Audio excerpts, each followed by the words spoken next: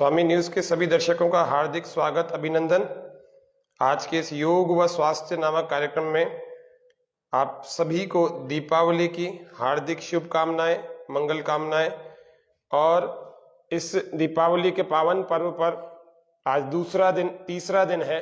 पहला धनतेरस, दूसरा चतुर्दशी का, तीसरा अमावस्या जिसको दीपावली कहते हैं। और आज चौथे दिन में हम हैं, ये 5 दिवसीय पर्व में चौथे दिन में हम दीपावली की राम के दिन यह योग व स्वास्थ्य का कार्य हम कर रहे हैं।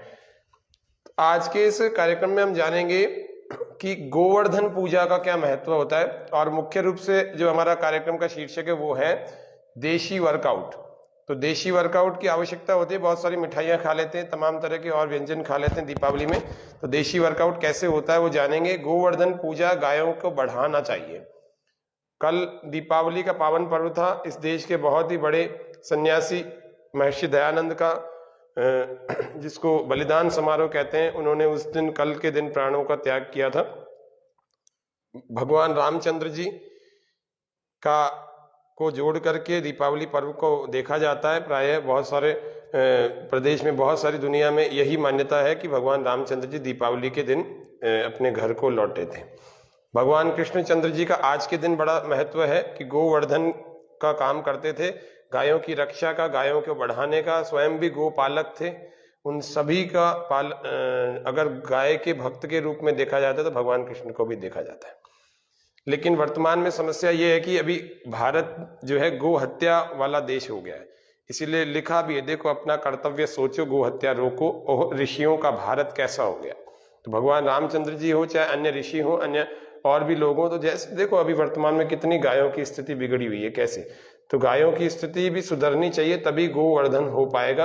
और वो गायों की स्थिति सुधरेगी तभी जब गायों की रक्षा होगी, गायों का केयर होगी। गायों की रक्षा होने के कारण से ठीक ढंग से जब गायों की स्थिति सुधरेगी तो हमारा स्वास्थ्य भी सुधरेगा। हमारा वास्तव में जो देश है, ऋषियों का देश और भारत के महापुरुषों का, भगवान रामचंद्र जी का और कृष्णचंद्र जी का देश कहलाएगा। तब वास्तविक मायनों में जिसको हम कहते हैं गो रक्षा या गोवर्धन हो पाएगा। तो गोवर्धन वास्तव में होना चाहिए।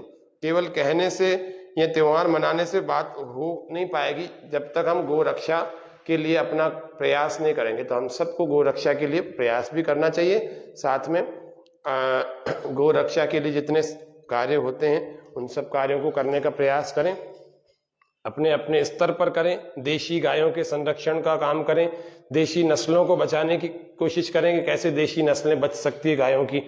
अपने को जानकारी भी होनी चाहिए देशी नस्ल कौन सी होती है, गीर, साहिवाल, राठी और भी बहुत सारी देशी नस्लें होती है। 15-15, 20-20 किलो दूध देने वाली भी गायें होती है। तो कुल मिलाकर के आज गायों के बारे में थोड़ी सी चर्चा, थोड़े से विचार हमने रखे। अब हम देशी वर्कआउट जानने के लिए आज के कार्यक्रम को आगे बढ़ा रहे हैं। देशी वर्कआउट कैसा और कौन सा होता है, जिससे कि दीपावली की मिठाई में जो शुगर कंटेंट है, जिसको हम शर्करा या शक्कर या शुगर कहते हैं, वह हमारे अंदर डाइजेस्ट हो सके। क्योंकि आप सबको पता है ये सफेद चीनी बाजार में मिल रही है शक्कर के नाम से, ये बहुत घातक है, बहुत घातक। और इसी की चाशनी बना करके मिठाई वाले भी और हम सब भी, आप सब भी घरों में करते हैं, इसी की चाशनी बना करके अपने मीठे व्यंजनों में डालते हैं।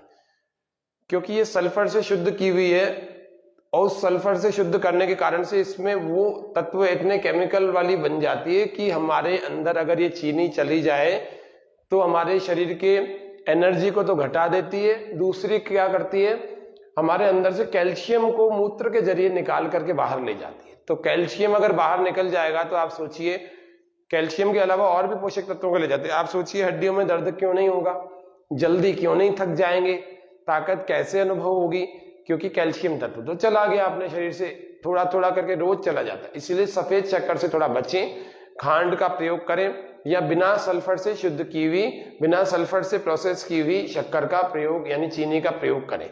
ऐसी मिल जाती है बाजार में। कहने का मतलब इतना है कि आज के कार्यक्रम में हम देशी वर्कआउट जानेंगे, क्योंकि दीपावली की राम है। दीपावली की राम सबके लिए आरामदायक होती है, आरामदायक होनी चाहिए, लेकिन थोड़ा सा देशी वर्कआउट अवश्य करें। क्योंकि आप जगह जगह जाएंगे या लोग आएंगे आपके पास तो आप मीठा अवश्य खाएंगे।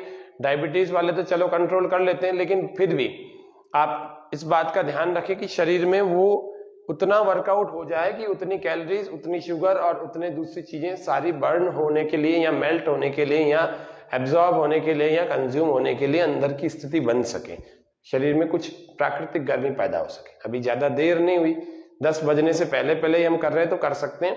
आप सभी लोग हमारे साथ लाइव बने हुए हैं, आप सभी कर सकते हैं साथ में। पहले मंत्र बोलेंगे, फिर उसके बाद प्रारंभ करते हैं। ओम भूर्भुवस्वः तत्सवितुर्वरेण्यं भर्गो देवस्य धीमहि धियो यो नः प्रचोदयात्। ओम स्वस्ति स्वस्ति स्वस्ति। दीपावली की सभी को राम राम और दीपावली की हार्दिक शुभकामनाएं। आज दीपावली का चौथा दिवस है। इस चौथे दिवस में हम देशी वर्कआउट जानेंगे। देशी वर्कआउट कैसे होता है। सबसे पहले जो पारंपरिक दंड बैठक होती है, उस पारंपरिक दंड बैठकों को ही प्रथम दंड को हम जान रहे हैं। तो प्रथम दंड का मतलब ये होता है, पहले बैठने की स्थिति हमें पता लग जाए तब तो पहली दंड हम करेंगे। तो बैठने की स्थिति ऐसी हो जाए, इसको कहते हैं विश्राम। विश्रम का जब आदेश दिया जाता है तो ऐसे आ जाता है। और फिर उसके बाद इसको सज्ज यानी कि सावधान का आदेश दिया जाता है तो ऐसे हो जाता है। एड़ियां जमीन से लगे ऐसा प्रयास करना है, और विश्रम, फिर सज्ज, फिर विश्रम।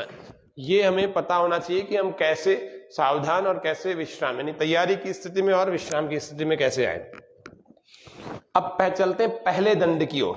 कुछ दंडों को आज जानेंगे, सारे नहीं जानते। कुछ दंडों को जो आप सहजता से सभी लगा सकते हैं, धीरे धीरे लगाइएगा। श्वास भर के जाएंगे और श्वास छोड़ने के पूरा वापस आने के बाद श्वास छोड़ेंगे। चलिए प्रारंभ करते हैं पहले दंड यानी कि साधारण दंड से। श्वास पूरा भरें। 1 2 3, श्वास बाहर, फिर श्वास भरें। 1 2 3, फिर श्वास भरें। देखो शरीर का कोई हिस्सा जमीन से नहीं लग रहा। 2 3, दोनों में, एक दोनों में कोई नहीं लग रहा जमीन से हिस्सा कोई शरीर का। 1 2 3,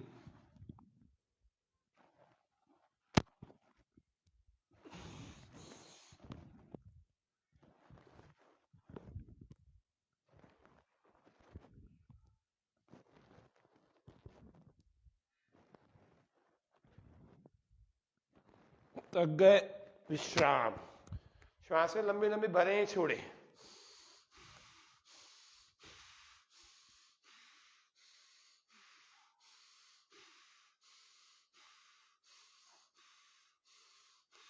ऐसे ये प्रथम दंड का अभ्यास। अब हम चल रहे हैं दूसरे दंड में, द्वितीय दंड, जिसको हम सर्प दंड कहते हैं। तो सर्प दंड को जानने के लिए वापस एक बार विश्राम में आ जाए, फिर तैयारी की स्थिति में जब हम आएंगे तो तैयारी की स्थिति के लिए वैसे ही सज्ज। थोड़ा पैरों में फासला रख सकते हैं, थोड़ा सा, बहुत सारा नहीं। श्वास पूरा भरेंगे, अंदर रोकेंगे। 3 बार सांप की तरह, सर्प की तरह 3 बार उठेंगे। 1 2 3, वापस।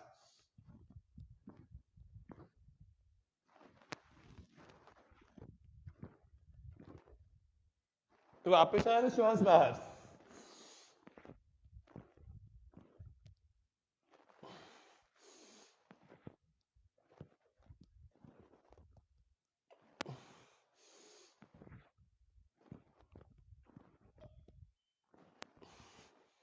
थोड़ा वर्कआउट अवश्य करें, क्योंकि मिठाइयाँ बहुत खाते हैं। मिठाई खाने वाले व्यक्ति विशेष ध्यान रखें। हाँ, वर्कआउट कर रहे हैं, देशी वर्कआउट कर रहे हैं, तो आप मिठाई निश्चिंत होकर खा सकते हैं। बहुत सारी नहीं, हानिकारक शक्कर वाली नहीं, चीनी वाली नहीं। ये हो गए 2 दंड। पहला साधारण दंड, दूसरा सर्प दंड। तीसरे दंड में चल रहे हैं जिसको हम कहते हैं वक्ष विकासक दंड।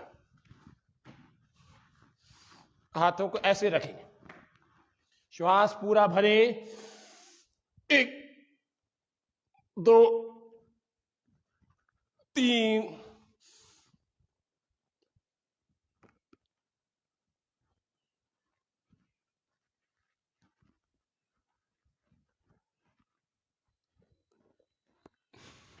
ये 10 दंड लगा दिए। उतना ही चौड़ा रखें हाथों को जितना हमारा चौड़ा है सीना, बहुत ज्यादा ना रखें, बहुत कम भी ना रखें। ये 10 दंड लगाए। फिर 10 दंडों को फिर देख लेते हैं इसी के। इसको कहते हैं वक्ष विकासक दंड या तीसरा दंड है। इसको थोड़ा और जूम कर देते हैं आपके लिए, थोड़ा और जूम करके दिखा रहे हैं ताकि और आपको स्पष्टता से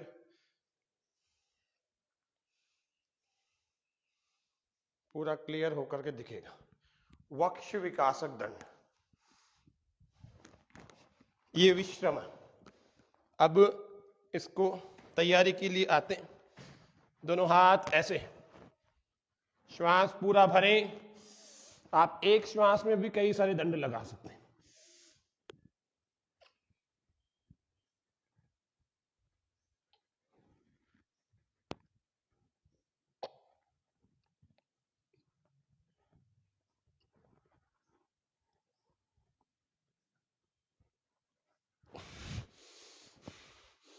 ऐसे लंबे लंबे श्वास भर लें, एक श्वास में लगाए इसीलिए, नहीं तो आप हर श्वास में एक दंड लगा सकते हैं।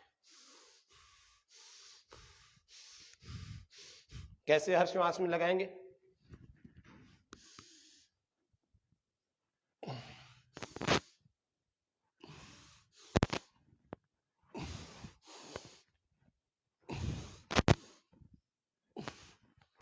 ऐसे एक एक श्वास में एक एक दंड, 5 दंड हमने लगाए। पांचों दंडों को हर श्वास अलग अलग श्वास के साथ लगाए।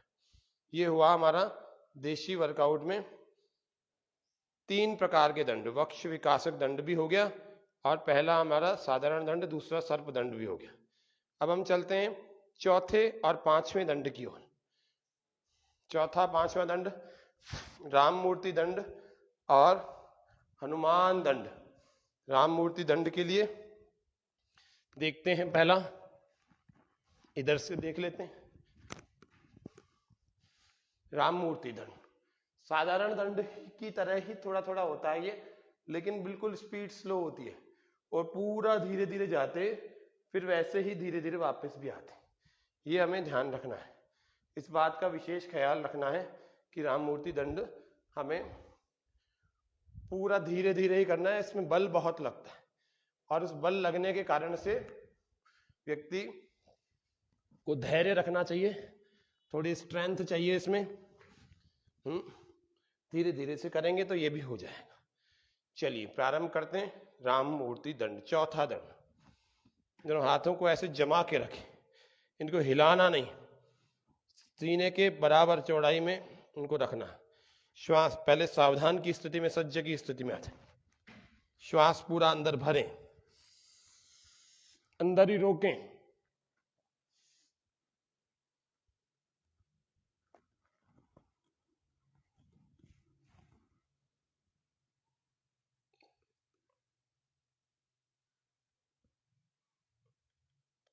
वापस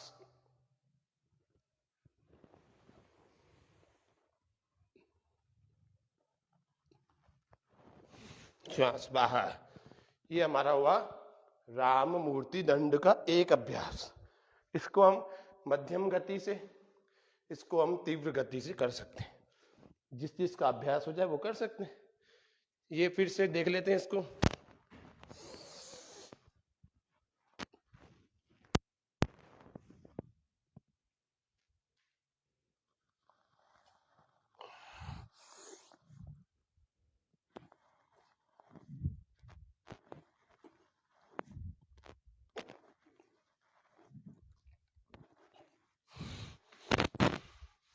ये हो गया राम मूर्ति दंड।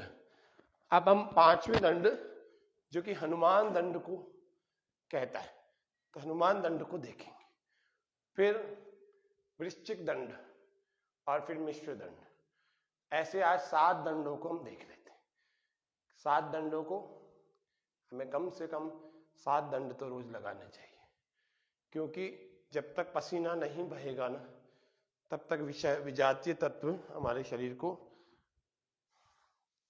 बीमार करे हुए। तो इसीलिए आपको पूरा पसीना बहाना, जम करके पसीना निकले। कोशिश करें सुबह 8-9 बजे से पहले ही जितना भी जटिल व्यायाम है, कठिन व्यायाम है, थकाने वाला है, वह हो जाए। फिर भी अगर देर हो जाती है तो 10 से पहले हो जाए, लेकिन करना रोज है। मेटाबॉलिज्म अच्छा नहीं बनेगा तो पचेगा कैसे? और लेकिन खराब चीजें भी नहीं करनी। त्योहार में भी लोग उल्टी पुल्टी चीजें खा लेते हैं, तो थोड़ा बचना है। आपको स्वास्थ्य मिला है परमात्मा की कृपा से, इसको बचा के रखना है। चलिए 5वां अभ्यास दंड का हम देखते हैं, हनुमान दंड का। मैं इसीलिए बीच बीच में रुक करके आपको समझाता हूं, क्योंकि क्या होता है, लोग केवल योग को, प्राणायाम को सर्वे सर्वा मान लेते हैं, आहार पर ध्यान नहीं देते। तो आहार का आपको विशेष ध्यान रखना है। अगर आहार उल्टा पुल्टा करेंगे तो व्यायाम से उतना लाभ नहीं हो पाएगा जितना आप सोच रहे हैं। तो चलिए 5वां अभ्यास हनुमान दंड का। श्वास पूरा भर के एक पैर को उसी तरफ वाले हाथ के पास लाना है, दंड, और वापस श्वास बाहर।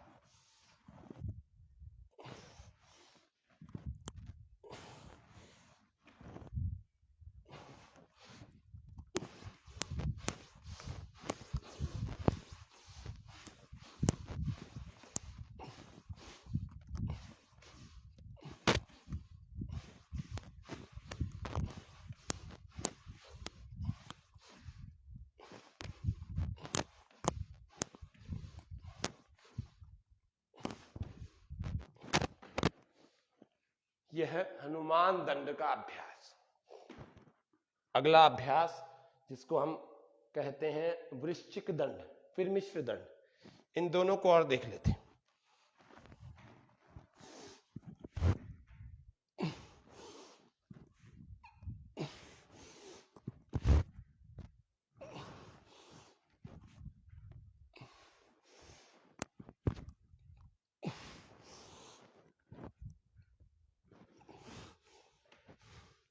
दंडों से जिस व्यक्ति का मोटापा है ना, वह भी धीरे धीरे दूर हो जाता है। मोटापा यानी मोटे लोग, ऐसे मोटे जो अपने फैट को मेल्ट करना चाहते हैं, बर्न करना चाहते हैं, और बर्न करने के जो इच्छुक हैं वे सभी दंडों का नियमित अभ्यास करें।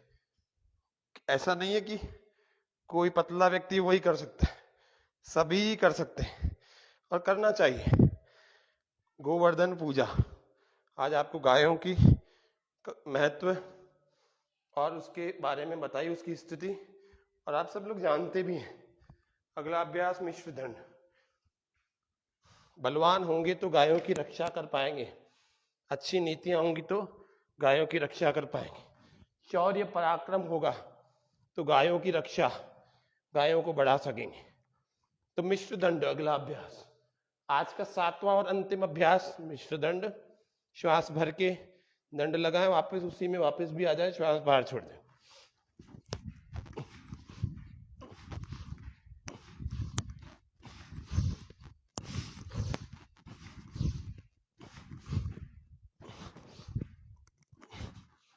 ये हो गया मिश्र दंड।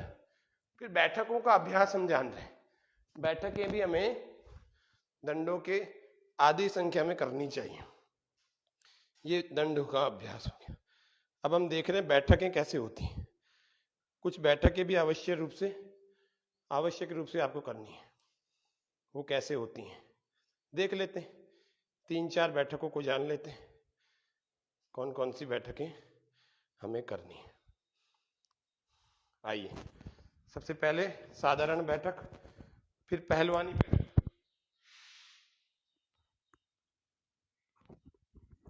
तीसरी आगे कूद, चौथी राम मूर्ति, और 5वीं हनुमान बैठक।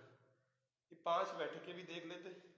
सभी को 3-3, 2-2 बार, 1-1 बार लगा लेते हैं, जिससे कि हमें दंड बैठक यानी कि देशी वर्कआउट का फॉर्मूला पता लग जाए। तो देशी वर्कआउट बैठकों के बिना पूरा नहीं होगा। चलिए पहला अभ्यास, श्वास भरें, थोड़ा झुकें, इतना इतना बैठे, एड़ियां ऊपर और इतना बैठे, इतना गैप होना चाहिए। ये नहीं कि आप पूरा बैठ गए, ये नहीं कि आप इतना ही है, ऐसे नहीं। एक, श्वास बाहर वापस, दो, श्वास बाहर वापस,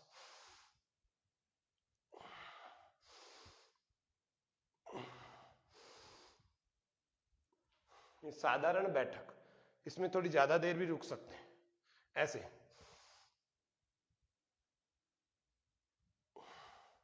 अब है पहलवानी बैठक। तो पहलवानी बैठक कैसे होगी? 3 बार नीचे जाकर के वापस आएंगे, श्वास भरें,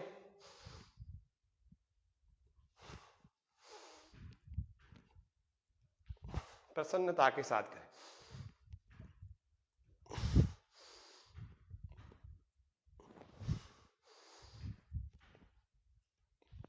तीसरा अभ्यास, जिसको हम आगे कूदने वाली बैठक कहते हैं। चलिए प्रारंभ करते हैं। श्वास पूरा भर के, मुठ्ठियां बंद, श्वास पूरा भर के आगे जाएंगे, थोड़ा रुकेंगे, वापस आ जाए।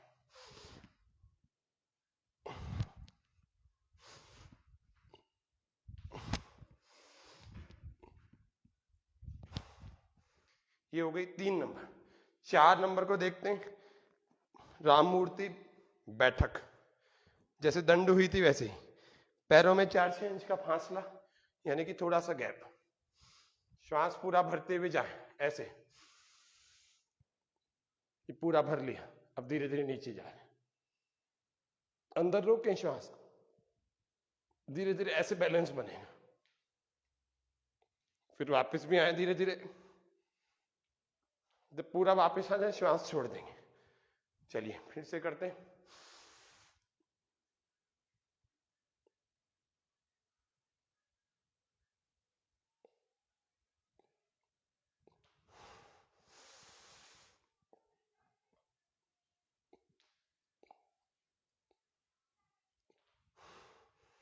और 5वीं, हनुमान बैठक। श्वास पूरा भर के एक तरफ, श्वास छोड़ के वापस, पूरा बैठने की कोशिश करें।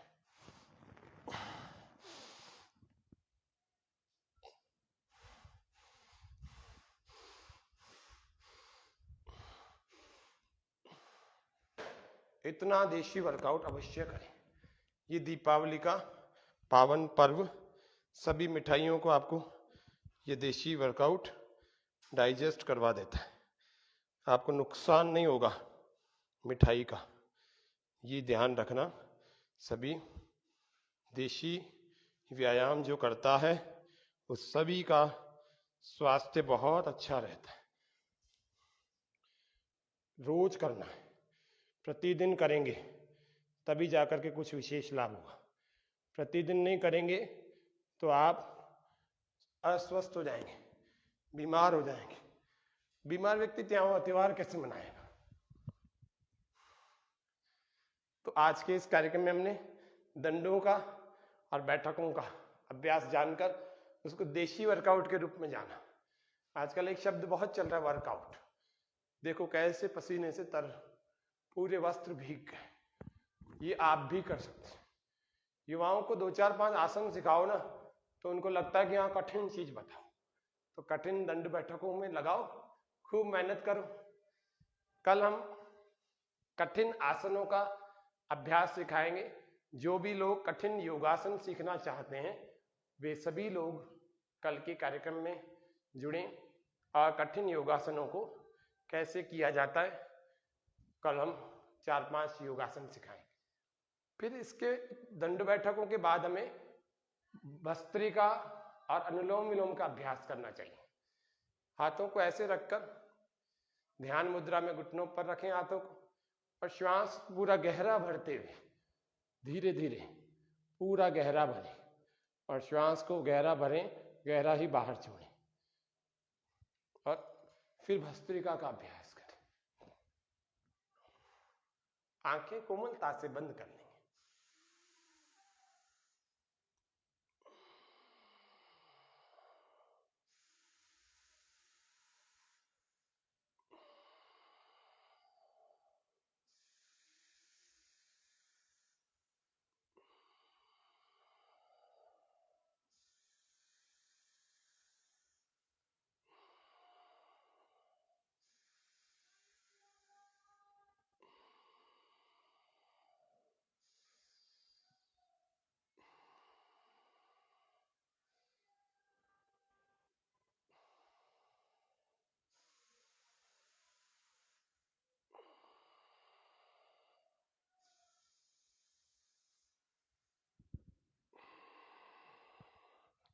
धीरे धीरे भरना है और पूरा भरना है, धैर्य के साथ भरना है, जल्दबाजी मत करना, गहरा लंबा श्वास भरते रहे भस्त्रिका में।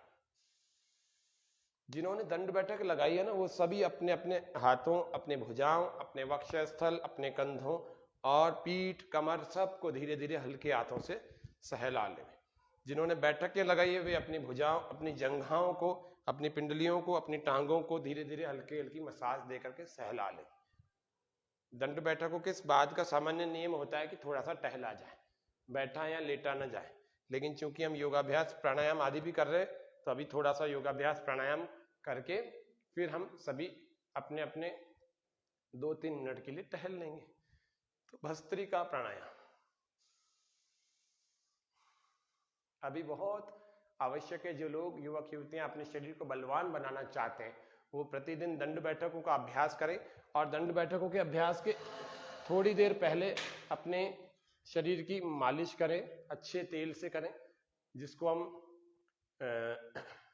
ऑलिव ऑयल कहते हैं, जैतून का तेल, उससे अपनी मसाज अवश्य करें। उसके बाद योगाभ्यास करें, और अगर पहले नहीं कर सकते हैं तो बाद में करें योगाभ्यास के बाद। लेकिन क्योंकि पसीना आ जाता है ना, फिर समस्या रहती है, हो नहीं पाती मसाज, इसीलिए योग करने से, दंड बैठकें करने से पहले अपने शरीर को थोड़ा थोड़ा तेल लगा करके उसको लुब्रिकेशन दे दें।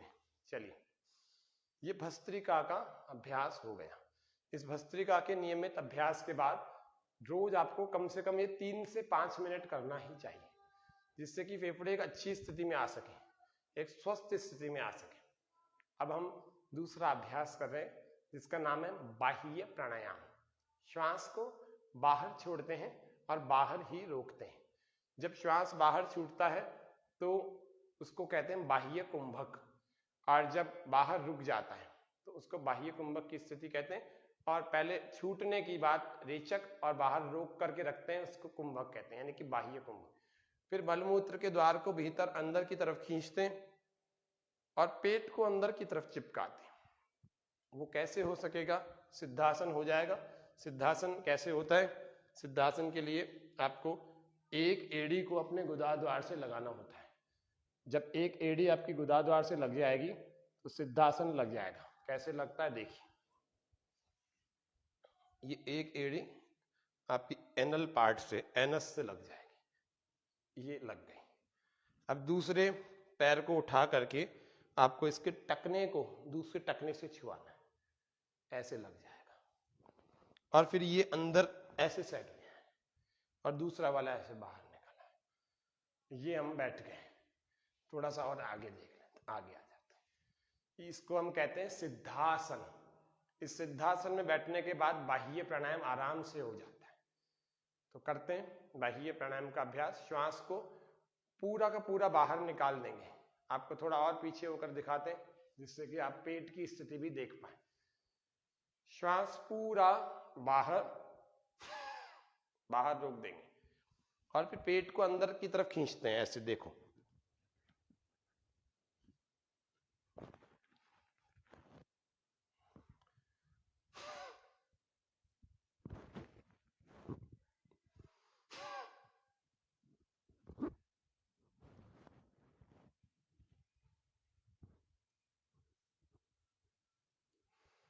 बाह्य में तो केवल ये अंदर खिंचा हुआ रहेगा।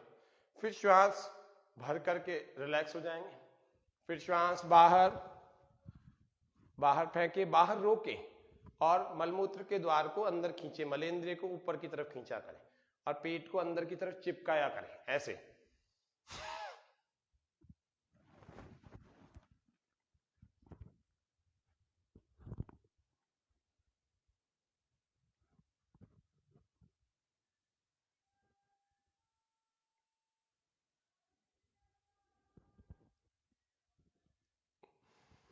और फिर अग्निसार का अभ्यास करें।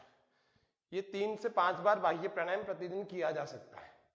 फिर अग्निसार, श्वास बाहर फेंकें, बाहर ही रोकें और पेट को अंदर खींचें और छोड़ें, यानी उड्डयन बंद को आपको लगाना है, छोड़ना है, ऐसे।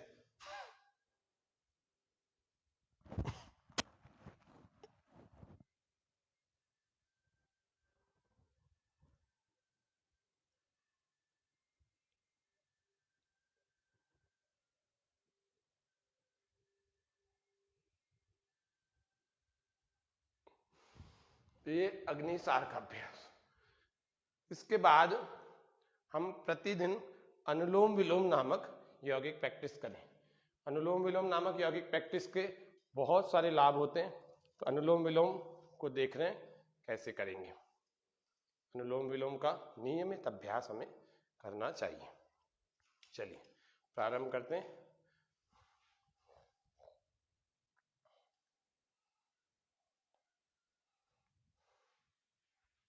अनुलोम विलोम। और फिर जो युवक युवतियां विदेशी वर्कआउट करते हैं उनको अभ्यंतर का भी अभ्यास करना चाहिए। पहले हम अनुलोम विलोम देख लेते हैं। हाथ के ये दो हिस्से काम आएंगे, बीच की 2 उंगलियों वाला और एक अंगूठे वाला। राइट को यानी कि दाई नासिका को बंद कर लेंगे, सूर्य स्वर को बंद कर लेंगे, यानी कि पिंगला नाड़ी को बंद कर लेंगे। लेफ्ट वाले से अंदर जितना भी श्वास हमारा भरा हुआ है, लेफ्ट वाले से इसको बाहर निकाल देंगे ऐसे, फिर इसी से भरेंगे।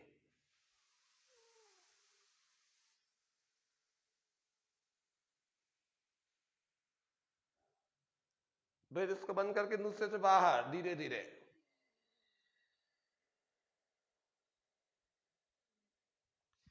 फिर इसी से जिससे छोड़ा है फिर इससे भरेंगे।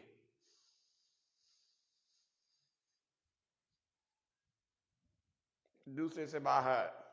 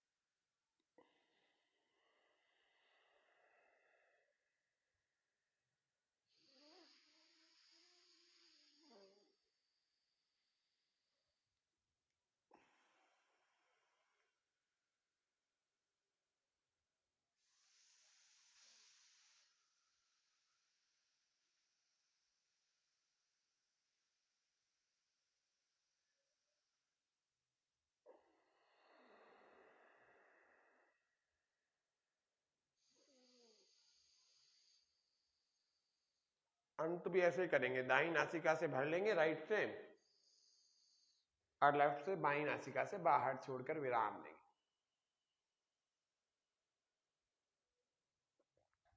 ये अनुलोम विलोम का अभ्यास हमारा पूर्ण हुआ। अब हम करते हैं अभ्यंतर प्राणायाम। अभ्यंतर प्राणायाम के बाद आज के कार्यक्रम को हम विराम देंगे। अभ्यंतर प्राणायाम कैसे किया जाता है? पहले पूरा श्वास भरते हैं, फिर अंतः कुंभक यानी अंदर ही रोकते हैं, थोड़ी से कंठकूप को ऐसे लगा देते हैं, तो ऐसे इसको जालंधर बंद कहते हैं, वो कर लेते हैं। तो श्वास पूरा भरे, अंदर भरे और भरे,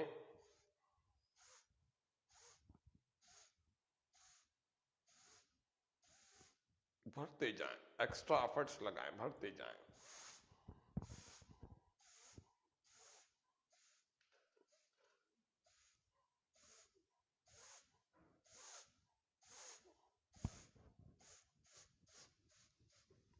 भर करके अंदर रोकें।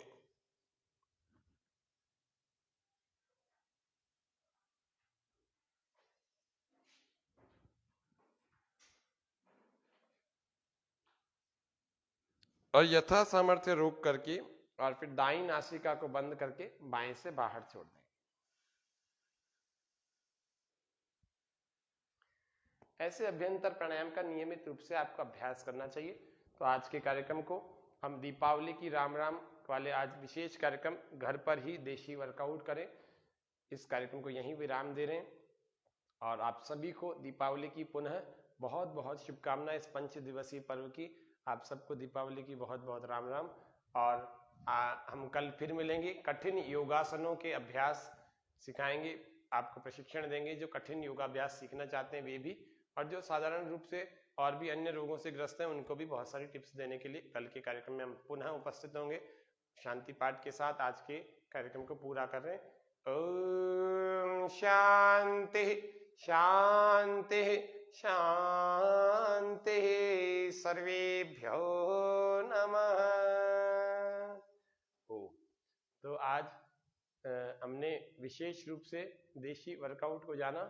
मिठाइयों से आप बचें, नहीं बच सकते हैं तो आप जो भी मिठाई खा रहे हैं उसको मेल्ट, उसके शुगर को, इन सभी द्रव्यों को जो भी है उनको कंज्यूम करने के लिए बॉडी में आपको जरूर वर्कआउट करना चाहिए। आज के इस कार्यक्रम में हमें जाना भी है और दीपावली सुरक्षित ढंग से मनाएं। कल हम फिर से दीपावली के 5वें विशेष कार्यक्रम को लेकर के आएंगे।